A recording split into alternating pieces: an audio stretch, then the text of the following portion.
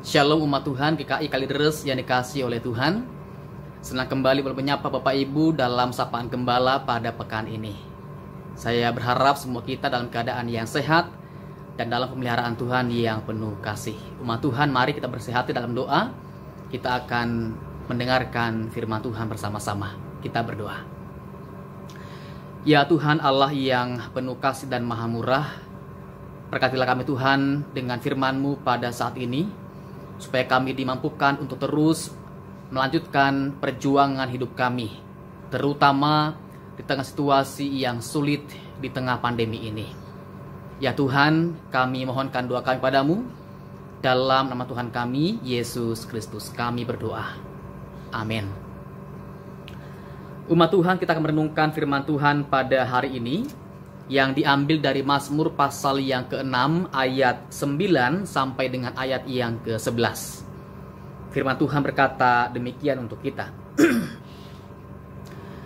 Menjauhlah daripadaku kamu sekalian yang melakukan kejahatan, sebab Tuhan telah mendengar tangisku. Tuhan telah mendengar permohonanku. Tuhan menerima doaku. Semua musuhku mendapat malu dan sangat terkejut. Mereka mundur dan mendapat malu dalam sekejap mata. Umat Tuhan, Mazmur 6 ini merupakan ratapan pertama Daud kepada Tuhan. Ada ungkapan kegelisahan oleh karena musuh-musuh Daud. Daud merasa depresi oleh karena mereka bermegah dan berusaha untuk mengacaukan kehidupan Daud. Daud mengungkapkan ada perasaan cemas, takut, bahkan sedih dalam kata-kata yang terungkap dalam Mazmur pasal 6 ini. Ayat 4 mengungkapkan Daud bertanya kepada Tuhan, berapa lama lagi? Berapa lama lagi Tuhan Engkau membiarkan musuhku bermegah karena diriku?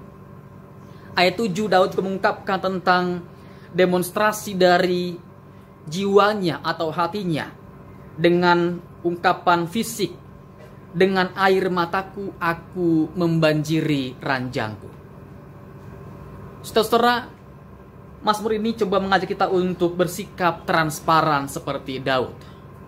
Transparan di hadapan Tuhan, mengungkapkan perasaan-perasaan secara terbuka kepada Tuhan. Belajar untuk mengakui bahwa hidup ini bukanlah hidup yang sempurna. Ini hidup yang sulit, ini hidup yang tidak mudah untuk dihadapi dengan kekuatan diri kita sendiri. Saudara-saudara, Daud mengajak kita untuk belajar agar jangan memendam perasaan hanya untuk diri kita sendiri. Jangan menyembunyikan masalah, jangan menganggap bahkan masalah seolah-olah tidak ada, saudara-saudara. Jika kita belajar untuk menyembunyikan masalah, menganggap masalah seolah tidak ada, saudara-saudara, ini cara yang akan menghantar kita pada perasaan yang depresi dan frustrasi. Ketika Daud memiliki masalah, dia membawa semua itu dalam doa-doanya kepada Tuhan. Dalam doa-doa yang berulang-ulang, yang terus-menerus mau melibatkan Tuhan dalam setiap pergumulan dan perasaan yang terjadi. Sampai pada akhirnya Daud mengakui bahwa ia beroleh kekuatan baru, harapan yang baru dari Allah, oleh karena Tuhan telah mendengarkan suara tangisanku. Daud yakin bahwa Tuhan tidak akan membiarkan dirinya tenggelam dalam kesuraman hidupnya. Tuhan pasti akan menolong dan memulihkan kehidupannya. Umat Tuhan, dalam ayat yang pertama Daud mengakui bahwa pergumulan terjadi memang betul karena seizin Tuhan. Itu diizinkan dalam rangka mendisiplin Daud layaknya seorang anak yang sedang dididik oleh ayahnya. Namun Daud yakin bahwa Tuhan yang ia sembah, yang ia imani, bukanlah sosok ayah yang keras atau yang kejam, yang tanpa perasaan, melainkan ayah yang penuh dengan belas kasihan dan kemurahan. Dia yakin bahwa disiplin ini akan menghasilkan buah kebenaran dan sukacita, damai, sejahtera dalam kehidupan Daud. Maka Daud terus belajar untuk mengarahkan pandangan, mengarahkan hati hanya kepada Tuhan. Dan terus memohon kepada Tuhan, kembalilah ya Tuhan, bebaskanlah aku. "Oh Tuhan, selamatkanlah aku demi kemurahan-Mu." Daud sungguh-sungguh yakin bahwa inilah yang benar, bahwa Tuhan punya karakter yang maha kasih, penuh dengan belas kasihan. Dia tahu pada akhirnya Tuhan akan berpihak dan menunjukkan kemurahan hatinya kepada Daud dan menolong dia. Saudara-saudara, inilah poin yang sangat penting dari Mazmur pasal 6 ini, yakni iman Daud di tengah depresi yang sedang ia alami. Dengan iman ia berkata bahwa Tuhan ada di pihakku dan mendengarkan doa-doa dan permohonanku. Saudara-saudara, mungkin orang-orang sekitar kita atau musuh-musuh kita sedang berharap agar kita tenggelam dalam perasaan yang mengasihani diri sendiri. Tenggelam dalam perasaan depresi, takut, perasaan yang menghukum diri oleh karena kegagalan yang sempat terjadi.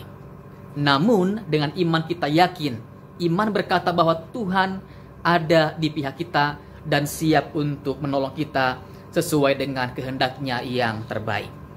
Dia menerima kita, Dia mengasihi kita, Dia mendengarkan tangisan kita, dan Dia siap untuk menyatakan pertolongannya tepat pada waktunya.